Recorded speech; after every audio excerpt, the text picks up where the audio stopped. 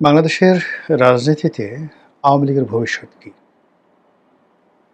আওয়ামী লীগের যত শীর্ষ নেতৃবৃন্দ রয়েছেন এই মুহূর্তে তাদের প্রায় সবাই দেশের বাইরে রয়েছেন। আর বাংলাদেশে যারা আছেন একটা বিরাট অংশ জেলখানাতে আছেন, অন্য অংশ যারা আছেন তারা পালিয়ে আছেন। মূলধারার নেতৃত্ব দিতে পারেন এরকম কোনো মানুষকে প্রকাশ্যে দেখা যাচ্ছে না। পরিস্থিতি এমন দাঁড়িয়েছে যে মামলা হয়নি, মোকদ্দমা হয়নি, কিন্তু আওয়ামী লীগের ৪ বার ৫ বার সংসদ সদস্য হয়েছেন, মন্ত্রী হয়েছেন। এরকম মানুষও শেখ হাসিনার পতনের পর গত প্রায় ২০ মাসের মধ্যে একটি টু শব্দ উচ্চারণ করেননি। তাদেরকে নিয়ে আলোচনা হচ্ছে, অনেকে বলছেন যে রিফাইন্ড আওয়ামী লীগ হবে, অমুক আসতে পারেন, অমুক ভাই আসতে পারেন, তমুক ভাই আসতে পারেন। কিন্তু দুনিয়ার সব মানুষ কথা বললেও ভাই বা ভাবির পক্ষ থেকে কোনো রকম কথাবার্তা বলা হচ্ছে না। অনেকে বলার চেষ্টা করছেন যে এরকম বিপদ তো ১৭ বছর ধরে জামাতের উপর ছিল। কই, জামাত তো মুখ বন্ধ করেনি। তারা জেলে গেছে, জুলুম অত্যাচার সহ্য করেছে, তারপর জেলখানা থেকে বের হয়েছে, বের হয়ে আবার তারা আন্দোলন করেছে, লড়াই সংগ্রাম করেছে, আবার ফেল করেছে। একইভাবে বিএনপির অবস্থা ছিল আরও করুণ। তাদের এক একজনের বিরুদ্ধে ৩০০, ৪০০, ৫০০ করে মামলা। তাদের প্রধান নেতা কারাগারে, বেগম খালেদা জিয়া কারাগারে।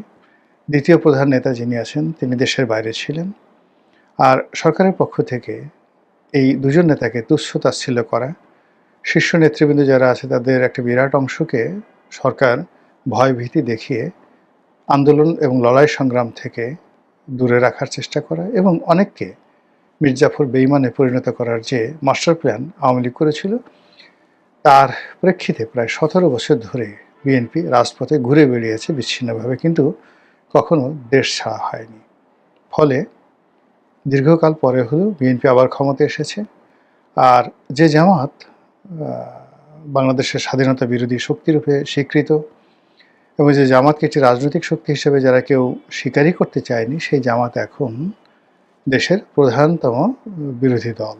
এবং একই সঙ্গে গত ১৭ মাস ধরে তারা এমন একটা ভাইব তৈরি করে রেখেছিল যে পুরো দেশ তারা চালাচ্ছে, ডক্টর মোহাম্মদ ইউনূসকে তারা চালাচ্ছে, এবং সামনে যে নির্বাচন হবে সেই নির্বাচন যেভাবে হোক না কেন সেই নির্বাচনে জামাতই ক্ষমতায় আসবে। তো এই যে জামাত এবং বিএনপির যে সারভাইভাল পাওয়ার, সেই সারভাইভাল পাওয়ারের সঙ্গে আওয়ামী লীগের সারভাইভাল পাওয়ারের এরকম দুর্দশা হলো কেন? আওয়ামী লীগের নেতাদের বিরুদ্ধে মামলা হয়েছে, অনেকে জেলে আছেন। তো এই ঘটনা তো বিএনপির ক্ষেত্রে হয়েছে। আওয়ামী লীগের একটি লোককে এখন পর্যন্ত ক্রস ফায়ারে ফেলা হয়নি। বিএনপির অনেক লোককে ক্রস ফায়ারে ফেলা হয়েছে। বিএনপির অনেক নেতাকে গুম করা হয়েছে, দেশান্তরী করা হয়েছে, কিন্তু আওয়ামী লীগের কোনো লোককে তো এখনো পর্যন্ত গুম করা হয়নি। কিন্তু আওয়ামী লীগ কেন এত ভয় পাচ্ছে, কেন মাঠে আসছে না? এবং আওয়ামী লীগের সঙ্গে যারা একেবারেই সম্পৃক্ত নয়, ছাত্রলীগ, যুবলীগ, আওয়ামী লীগের কোনো সময় কখনো বেনিফিশিয়ারি ছিলেন না, এরকম কিছু কিছু লোক মাঝে মধ্যে বিচ্ছিন্নভাবে জয় বাংলা বলার চেষ্টা করছেন, ৩২ নম্বরে যাওয়ার চেষ্টা করছেন, অনেকে জেলে গেছেন। আর মাঝে মধ্যে দেখা যাচ্ছে যে কিছু ভাড়াটিয়ে লোক দিয়ে কালে ভদ্রে সেই জয় বাংলা স্লোগান দিয়ে বিচ্ছিন্নভাবে একটা ফটো সেশন করার চেষ্টা করা হচ্ছে। ১০ জন, ২০ জন, ২৫ জন লোক। আর এআইয়ের মাধ্যমে অতীতের যে মিছিলগুলো রয়েছে, ২০০০, ৩০০০, ৪০০০ যে মিছিলগুলো আওয়ামী লীগ যখন ক্ষমতায় ছিল, সেই মিছিলগুলোকে সামনে এনে প্রচার করা হচ্ছে। আজকে যাত্রাবাড়িতে মিছিল হলো, আজকে অমুক জায়গায় মিছিল হলো, ইত্যাদি ইত্যাদি। জাস্ট একটা বোগাস জিনিসের উপর সব কিছু চলছে। দেশের বাইরে যারা আওয়ামী লীগের লোকজন আছেন তারা মূলত এখন এক গ্রুপ রয়েছে নিয়ানফসি, আর এক গ্রুপ তসবিহ তাহলিল করছেন, আর এক গ্রুপ মক্কা মদিনা ঘোরাফেরা করছেন, অতিমাত্রা আল্লাহ বিশ্বাসী হয়ে পড়েছেন, এবং কিছু কিছু মানুষ ওয়েব মিটিং করে কাটাচ্ছেন। আর এই বিপদের দিনেও নানা রকম ফন্দি ফিকির করার চেষ্টা করছেন। অনেকে বিএনপির সঙ্গে আত্মীয়তার বন্ধন যাদের আছে বা অন্য কোনো সুযোগ সুবিধা যাদের আছে, সেই আত্মীয়তার বন্ধন তারা সেই রক্ষা করে তারা সেই যাকে বলা হয় বিএনপির সঙ্গে একটা নেগোসিয়েশন করার চেষ্টা করছেন। এরবারে যাদের ব্যবসা ছিল, বাণিজ্য ছিল, তারা সেই ব্যবসা বাণিজ্যের বিষয়ে তারা সেই অনেকে ব্যাংকে দেনাদার হয়ে পড়েছেন, অনেকে সর্বস্ব হারিয়ে ফেলেছেন। তারপরে অনেকে রীতিমতো দেউলিয়া হয়ে গেছেন। তারা এই বেঁচে থাকাটাই এখন রীতিমতো নিজেদের কাছে অভিশাপ হিসেবে মনে করছেন। এই অবস্থায় আওয়ামী লীগের ভবিষ্যৎ কি? তো বিভিন্ন সমাজে বিভিন্ন জনের কাছে যাই, অনেকে আসেন, দেখা হয়, সাক্ষাৎ হয়। যেহেতু সামাজিক মাধ্যমে কথাবার্তা বলি, টেলিভিশনে কথাবার্তা বলি, লেখালেখি করি, রাজনীতির সঙ্গে জড়িত আছি। শুধু ইলেকশন করিনি, ক্ষমতা রাজনীতি আসলে আমার দ্বারা হয়নি বা হয়তো আগামীতে হবেও না। কিন্তু গণমানুষের সঙ্গে যে সম্পৃক্ততা, যোগাযোগ এই সংক্রান্ত যে রাজনীতি সেটা চালিয়ে যাচ্ছি। ফলে মানুষ প্রাণ খুলে আমার সাথে তাদের মতামত শেয়ার করে।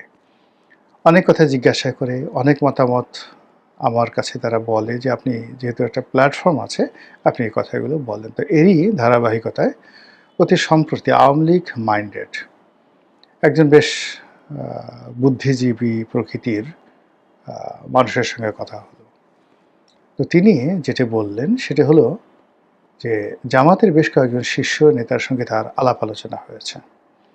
এবং সেই শীর্ষ নেতা যারা আছেন তারা সেই ভদ্রলোককে এত সুন্দর যুক্তি দিয়ে, তথ্য দিয়ে, উপাত্ত দিয়ে বুঝিয়েছেন যে আওয়ামী লীগের রাজনীতি কেল্লাফতে। আওয়ামী লীগ আর রাজনীতিতে ফিরে আসতে পারবে না। তারপর আওয়ামী লীগের অবস্থা মুসলিম লীগের দশা হবে, ইত্যাদি, ইত্যাদি নানা রকম কথা। এবং আমি ওনার কাছে ডিটেইলসে জিজ্ঞাসা করিনি। নিঃসন্দেহে সেই ভদ্রলোক ইন্টেলেকচুয়াল লেভেলের একজন মানুষ আওয়ামী লীগের। আর তার সঙ্গে জামাতের যাদের দেখা সাক্ষাৎ হয়েছে তারাও লেম্যান নয়। তারা নিঃসন্দেহে জামাতের ইন্টেলেকচুয়াল এবং তাদের মধ্যে রাজনৈতিক যে আলাপ আলোচনা হয়েছে সেখানে যুক্তিতর্কের ভিত্তিতে এবং রাজনৈতিক যে দর্শন বা পলিটিক্যাল ফিলসফি সেই অনুযায়ী আলাপ আলোচনা হয়েছে। এবং সেই আলোচনা দ্বারা আওয়ামী লীগের যে লোকজন আছেন তিনি ভীত সন্ত্রস্ত হয়ে পড়েছেন যে আয় হায়! এখন কি হবে? আওয়ামী লীগ তো আর টিকবে না, থাকবে না ইত্যাদি, ইত্যাদি। তো তিনি আমার পরামর্শ জিজ্ঞাসা করলেন। তো আমি খুব সেদিন ব্যস্ত ছিলাম বা কী বলেছি আমার সেটা মনে নাই। কিন্তু আজকের এই কনটেন্ট তৈরি করতে গিয়ে আমার কাছে মনে হলো যে এই বিষয়টা নিয়ে আলোচনা করা খুবই জরুরি। জরুরি এই কারণে যে আওয়ামী লীগের যে মানুষগুলো খুব বেশি স্বপ্ন দেখছেন, তাদের জন্য বলি যে বিগত যে নির্বাচনটি হয়ে গেল, সেই নির্বাচনে যারা প্রকাশ্যে আছেন তারা সবাই কিন্তু বিএনপির সঙ্গে জামাতের সঙ্গে একটা নেগোসিয়েশন করেছেন। অনেকে বিএনপিকে ভোট দিয়েছেন, অনেকে জামাতকে ভোট দিয়েছেন। আওয়ামী লীগের শীর্ষ নেতৃত্বের যে হুকুম ছিল ভোট বর্জন করা কিংবা ভোট না দেয়া, এই আহ্বানে আওয়ামী লীগের কোনো লোক সাড়া দেয়নি, হাতে গোনা অল্প কিছু লোক ছাড়া। বেশিরভাগ লোকই স্থানীয় পরিবেশ প্রতিবেশের সঙ্গে কমপ্লাই করেছে। কমপ্লাই করেছে এই কারণে যে সমাজে তাদের বাস করতে হবে। তারা যদি সেই যারা বিদেশে পালিয়ে আছেন তাদের কথা মতো ভোট না দেন এবং ভোটের পরে বিএনপির লোক কিংবা জামাতের লোক যারা বিজয়ী হবে তারা যদি এসে আওয়ামী লীগের বাড়িতে হামলা করে মামলা দেয় তাহলে তারা কোথায় যাবে? কাজেই তারা কমপ্লাই করেছে। ইট মিনস আওয়ামী লীগ সম্পর্কে তাদের যে ধরনের একটা দুর্বলতা ছিল, সমর্থন ছিল সেটা অনেকটা অর্ধেক অংশে কমে গেছে এই ভোটের মাধ্যমে। ২ নম্বর হলো যে অনাভ্যাসে বিদ্যার হ্রাস। দীর্ঘদিন ধরুন আপনি একটা বিষয় চর্চা করছেন না, একটা বিষয় আলোচনা করছেন এবং একটা আপনি সঙ্গের মধ্যে থাকছেন না। তখন আপনি সঙ্গতের কারণে সেই সঙ্গ থেকে আলাদা হয়ে যাবেন। তা আওয়ামী লীগ যে একটা আদর্শ, একটা রাজনৈতিক বিশ্বাস কিংবা আওয়ামী লীগের মানে যে স্লোগানগুলো রয়েছে, সভা সমিতি সেমিনারগুলো রয়েছে, এগুলোর মাধ্যমে মানুষ উজ্জীবিত হয়ে সে স্মরণ করে যে আমি আওয়ামী লীগ করি। এটি গত ২০ মাস ধরে চলেনি এবং আগামী ২০ মাস ধরে এই ধরনের কর্মকাণ্ড যদি না চলে তাহলে অনেক মানুষ ভুলে যাবেন যে আওয়ামী লীগ নামক একটি দল আছে। যেভাবে এখন জাতীয় পার্টির অবস্থা হয়েছে, যেভাবে মুসলিম লীগের অবস্থা হয়েছে এবং আরও অনেক পার্টির অবস্থা হয়েছে, সেভাবে আওয়ামী লীগের অবস্থা হতে পারে না হওয়ার কোনো রিজন নেই। এই দুটো কারণ, অনাভ্যাসে বিদ্যার হ্রাস। ৩ নম্বর হলো যে অভিমান। আওয়ামী লীগের নেতাকর্মীদের একটা অভিমান। এখন বাংলাদেশে যারা টিকে আছে তাদের প্রায় সবাই নিরীহ আওয়ামী লীগ। তারা কেবলমাত্র আওয়ামী লীগ করতেন, জয় বাংলা মানে স্লোগান দিতেন, বঙ্গবন্ধুকে ভালোবাসতেন আর শেখ হাসিনাকেও ভালোবাসতেন। তো সেই অর্থে যেটি হলো যে 17টি বছর ধরে যারা সারা দেশ লুটপাট করল, যাদের কারণে আওয়ামী লীগের নেতাকর্মীদের উপর রীতিমতো গজব নাজিল হয়ে গেছে, সেই মানুষগুলো প্রায় সবাই তারা দেশের বাইরে নিরাপদে পালিয়ে গেছে। লন্ডন, আমেরিকা, কানাডাতে যার যার অবস্থান থেকে তারা ভালো আছেন, খেয়ে পড়ে আছেন, বউ বাচ্চা নিয়ে আছেন। যাদের ছেলে মেয়ে গুলশান বনানীতে আছে, বিদেশি স্কুল কলেজ বিশ্ববিদ্যালয়ে পড়াশোনা করে, তারা কেউ খারাপ নেই। কিন্তু যারা বাংলাদেশে আওয়ামী লীগের কোনো সুযোগ নেয়নি গত 17 বছরে, তারা কেউ ভালো নেই। ফলে যখন বিদেশে পলাতক অবস্থায় কেউ বড় বড় কথা বলে, হুকুম দেয়, আহ্বান জানায়, এটা করো ওটা করো, তখন তাদের আসলে মেজাজ গরম হয়, অভিমান হয়, কষ্ট হয়। এবং কোনো অবস্থাতেই তারা তাদের এই যে পালিয়ে যাওয়া, বিদেশে চলে যাওয়া বা বাংলাদেশে ফেরত আসার যে সাহস না থাকা, এটাকে আওয়ামী লীগের নেতাকর্মীরা সহজভাবে নিচ্ছেন না। এবং এর ফলে যে অভিমান তৈরি হচ্ছে, সেই অভিমানের ফলে আওয়ামী লীগ আগামীতে সারভাইভ করবে, রিভাইভ করবে, বড় কিছু করবে, এটা ক্রমশ ক্ষীণ থেকে ক্ষীণতর হয়ে যাবে। জামাতের কথা মতো এই যে নেতিবাচক বিষয়গুলো, এগুলোই হবে। ইতিবাচক বিষয়গুলো কি? ইতিবাচক বিষয় হলো কোনো অপশন না থাকা, যেভাবে বিএনপির ক্ষেত্রে এইভাবে হয়েছে। এবছর মানুষ বিএনপিকে ভোট দিয়েছে, এর কারণ হলো তাদের কোনো অপশন ছিল না। অপশন ছিল জামাতের লোকজন ভোট দিয়েছে এবং সাধারণ মানুষ চিন্তা করলো যে যদি বিএনপিকে ভোট দেওয়া না হয়, আওয়ামী লীগ মাঠে নেই, জাতীয় পার্টি নেই, তাহলে জামাতের মতো একটি দক্ষিণপন্থী রাজনৈতিক দল যদি চলে আসে, আমাদের দেশেও আফগানিস্তান হয়ে যাবে। ফলে যে যার অবস্থানে থেকে তারা কিন্তু অনেকটা বাধ্য হয়ে বিএনপিকে ভোট দিয়েছে। চলমান অবস্থায় বিএনপি যদি ফেল করে এবং এখন যে অবস্থা তৈরি হয়েছে, এই অবস্থা যদি আরও অবনতি হয়, মানুষজন বারবার শুধু আওয়ামী লীগকে স্মরণ করবে।